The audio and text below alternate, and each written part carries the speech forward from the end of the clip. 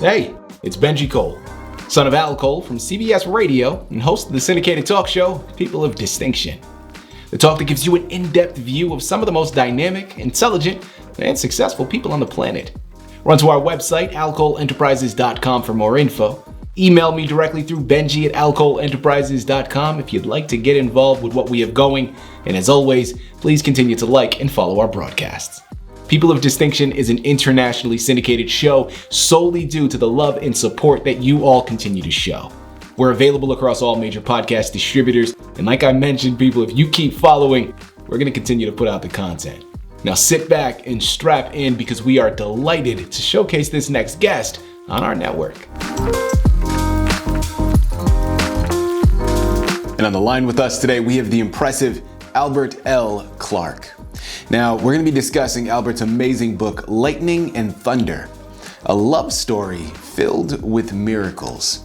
It's available for purchase through Amazon, Barnes & Noble, but also check out his personal website, albertlynclark.com. And you're going to want to check out that website, people, because believe me when I tell you, man, Albert has done some things. In addition to this amazing book, Lightning and Thunder, he's got 9 other books that you're going to want to pick up. I'm telling you, this man is the absolute embodiment of a person of distinction. And his books need to be added to your shelf because they're going to be something so entertaining, so resourceful, just an all-around wonderful experience. So once again, that's albertlynclark.com. And listen, it is an absolute pleasure to have Albert here on the line. People, trust me when I tell you, his book is something remarkable. It is, for the hopeless romantic that I am, it is something right up my alley. We're going to learn about his initial encounter and his relationship with his wife, but their remarkable journey together. Not only is this a beautiful love story and a beautiful journey of companionship, but it's going to offer guidance and wisdom for so many. I'm telling you, sit back, strap in, all right, and have your notebooks ready because Albert's going to give you a thing or two that you can learn from on how to have a successful relationship and so much more. Sit back and strap in, man. This is going to be a good one. Albert, first and foremost, welcome back to People of Distinction, and thank you very much for being a guest. How are you doing today, sir? I'm doing just fine. Fantastic. You know, Albert, it really is a pleasure to have you back here with us. Your book, Lightning and Thunder, man, it is something special. Because, you know, listen, it's remarkable because it's something that is so personal to you and to your connection with your wife, but at the same time, it has so much relatability. And I think that, man, that is a beautiful balance that you've been able to orchestrate. So we have a lot to discuss here today, man. First and foremost, again, thank you for writing this amazing book. And thank you even more for being a guest here with us to discuss it. Let's jump right in, Albert. First and foremost, 2-part question here. First, can you give us a brief overview of your book, Lightning and Thunder? And next, what inspired you to write it? My wife died on the 16th of March. So the next spring, I wrote the book about our life together because it was unique in that miracles were daily occurrence in our life. Mm-hmm. It was just absolutely amazing, all the things that happened that no explanation for. I have no idea how it happened, and I've got plenty of examples of that. To start off with the book, Lightning and Thunder, I met her during a lightning storm. And we were both sitting on the balcony of a motel-style apartment house. And 2 doors down from me, there was this woman watching the lightning. And so I went down there, and as I got close, I recognized her as a girl that I fell in love with when I was 12 years old, but I didn't know her name or where she was from. And all of a sudden, there she was.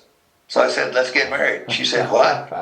And I said, let's get married. So she went into the apartment and closed the door and locked the door. Anyway, we got married later. And miracles started almost immediately. And so I just had to document all of the wonderful things that happened, our marriage and how we fit together absolutely perfectly. There was things that we didn't talk about because I was working in a classified Air Force, and so I couldn't talk to her about classified. So she had to trust me when I said, I'm leaving, I can't tell you where I'm going. I'll be back in a week. So that was always a contention. Well, it wasn't a contention, she just understood because a similar thing happened when we were dating, and a security policeman walked into her apartment because the door was wide open. He lived in the apartment between us, and he walked in and said, "Why are you not at the base? There's nuclear coming in on an airplane." It never dawned on her that we had nuclear weapons on a Strategic Air Command bomber base. Anyway, I was signed for all of them, but I just told the security policeman I don't need to be there because that's radioactive iodine for the hospital.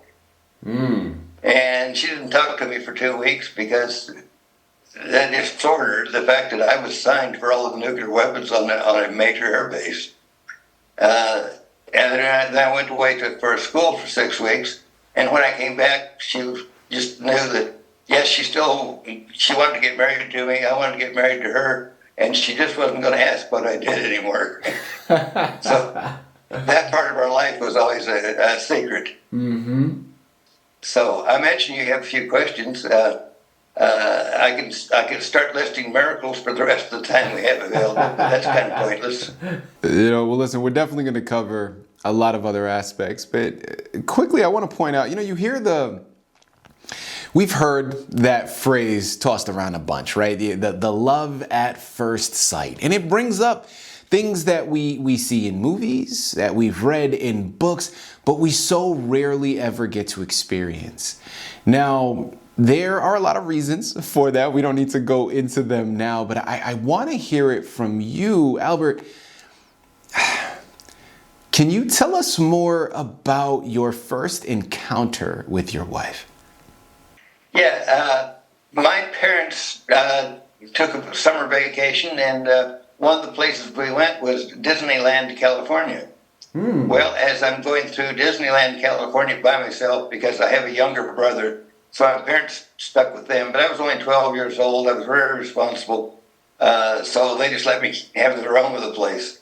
And as I was roaming, I saw this girl with an older brother, and she wasn't tall enough to go on the Mad Hatter ride at Disneyland. And he said, "I'm not going to ride that childish ride. We'll just find something else."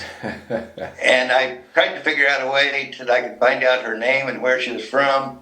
It turned out I never found out her name. I didn't know where she was from.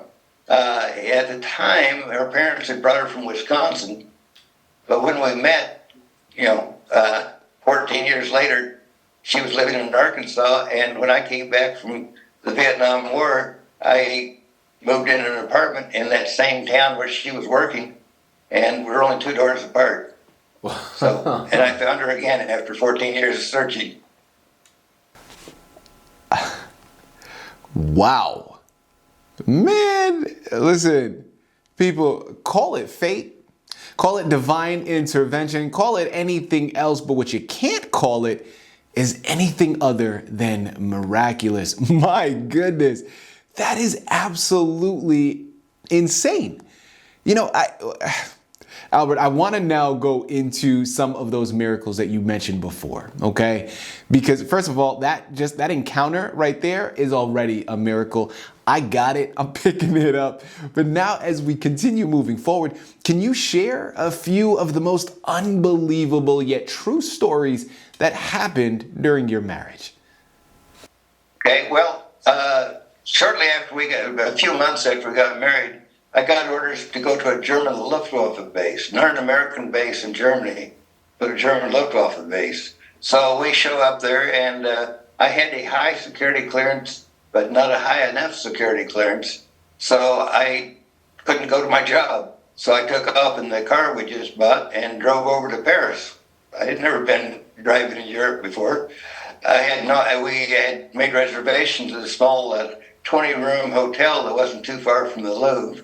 And I figured, it'll be a good experience. So we drove into Paris, had no idea where we were. We couldn't find a street sign to even figure out where we were. So I got off the main road with the intent of finding a parking space and the two of us walking to a corner, finding a street sign, and then we could look on the map and figure out where we were and how to figure out a route to get to our hotel. Mm-hmm. So we turned off, and less than a block after we turned off, there was an underground garage parking. So we went into the underground garage, only one floor below the main street, and we found a parking space right next to some stairs so we could run up the stairs and go find the street sign. There was a hotel. We were across the street in the nearest parking spot. And that's the way our life was, coincidence after coincidence. So we walked down to the Louvre because we had a miniature poodle with us that we'd taken over to Europe. Mm-hmm. And we took him down for a walk on there's a park, there used to be a park outside the Louvre. There was just trees and sidewalks and park benches. And so we went there and we stayed next to the fence to be away from the other people since we had a dog to walk. And we got all the way to the other end where we could see the Arc de Triomphe off in the distance at the other end of the Champs-Élysées. And the gates were locked. They were 30 feet high. So we could walk back the way we'd come, and all the gates were locked that we'd walked past when they were wide open. So we got back to the Louvre, and the fence there was a little bit lower. So we'd used a park bench to step over the fence and ask the French teenagers on the bench to please move so we could use their park bench. And then we walked off. The next night, we were visiting the Louvre, and we suddenly realized that there were no other people. And the lights were starting to go off. So we went heading as quick as we could toward the front door and yelled from the long hallway there for the gate to hold the lock. Don't lock yet, we're coming.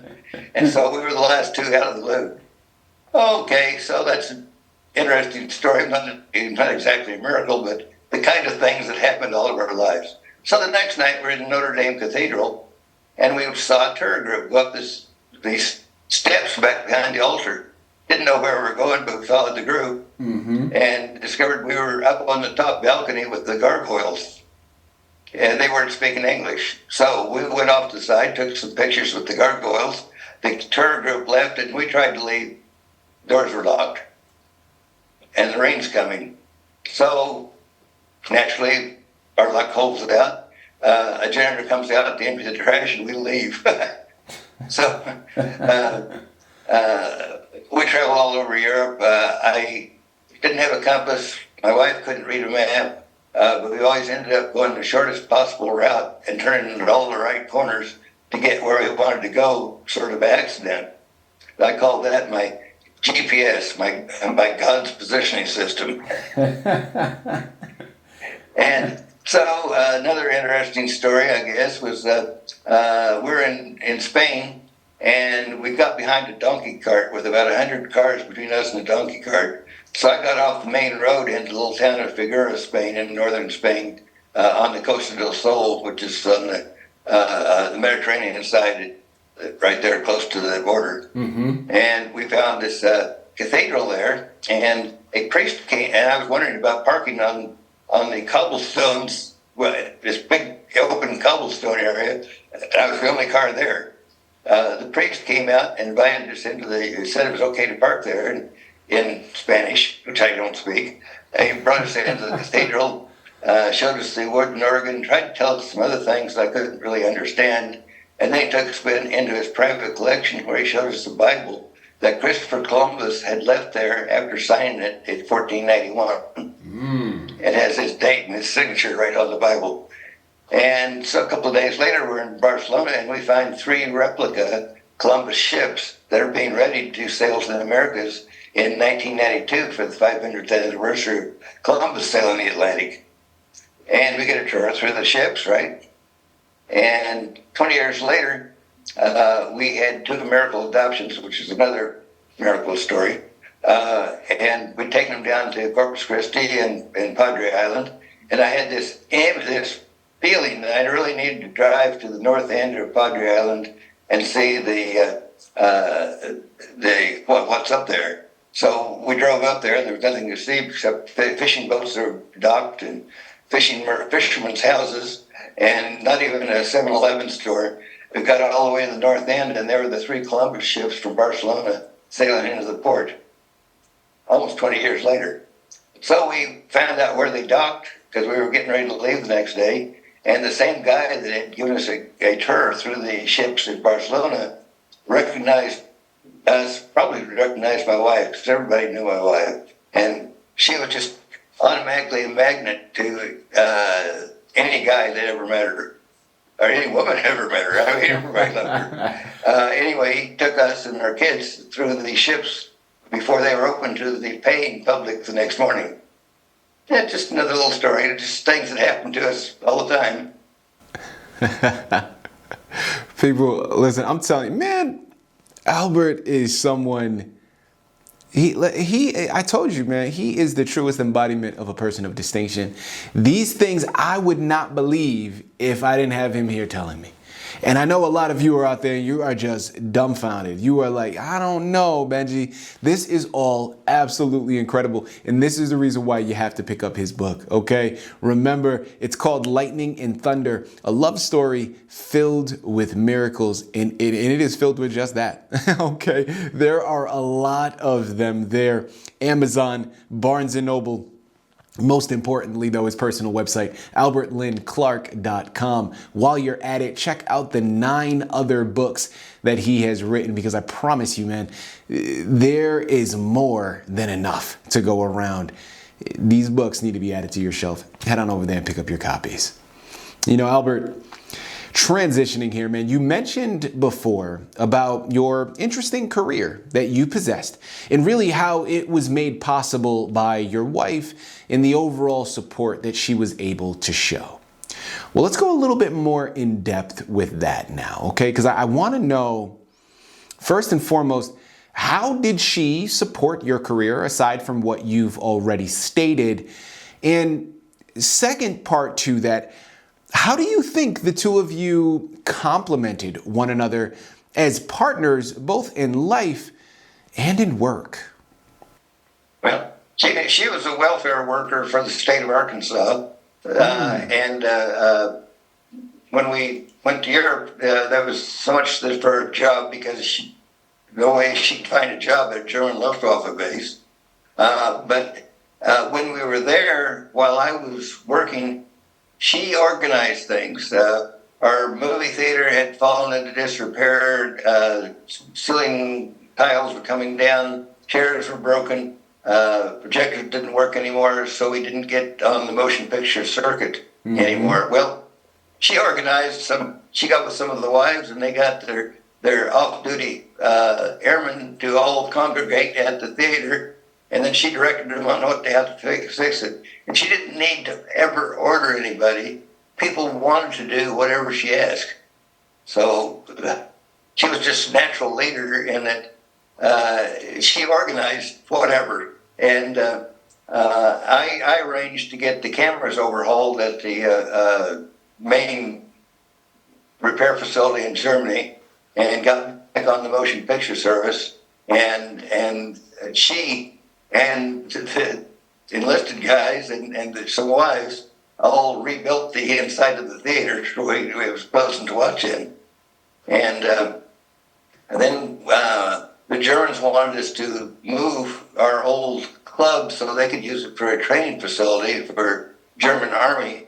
And they gave us their old club, which is a much nicer, bigger, nicer concrete building, outside the gate, so we could have people from other bases come visit us at the club and try to make us some money on the side. So again, she organized everybody, and they redid the building that had been sitting in there for 10 years unused, and they refurbished everything in there, painted it, and didn't move, painted type theory, and we started getting entertainment there to the point that a live American group would be on television in Germany with 25,000 people in the crowd on Friday night. On Saturday night, they'd be at our little club. We only had 120 people. We allowed Germans to pay their normal amount for get into the club, and we had people coming from other bases to get into the club. So we had a 300-seat theater in the club, or just dining room tables. And dining room tables we scrounged from other places around the Air Force where they got new tables, so we took their old tables and put a nice tablecloth on them, and nobody knew the difference. So, I got some of the guys that worked in the chow hall to work for pay, for pay above their normal military pay, to be cooks and so forth in the new club. But she was responsible for taking all that over and redoing that place. She didn't do the work; she just organized it. Mm-hmm. And later on, when we were back in the States, she was the one that got to know the generals' wives. So, 20 years after we met somebody, we would see them for the first time in 20 years, and they'd say, "Come on over to the house." Well, they're now a 2 or 3-star general. And so they're being invited over to the house because my wife and the general's wife knew each other. So, in the meantime, my job was such that I would get a call to go down and pick up tickets at the ticket office at the airlines. And I would just be told to go wherever it says to go and find General so-and-so, and he'll tell me why I'm there.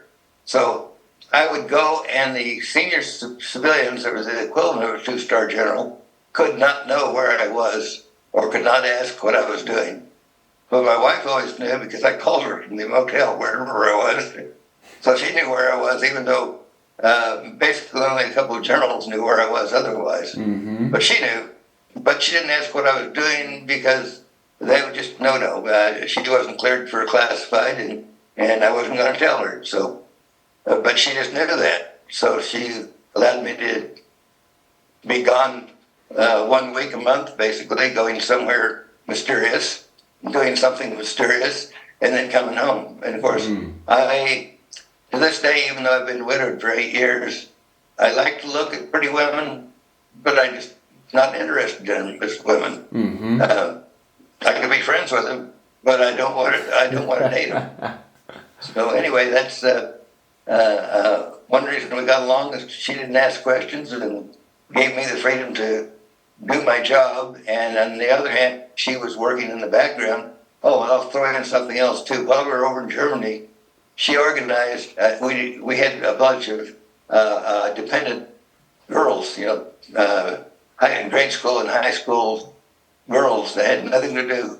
We had no American television to watch.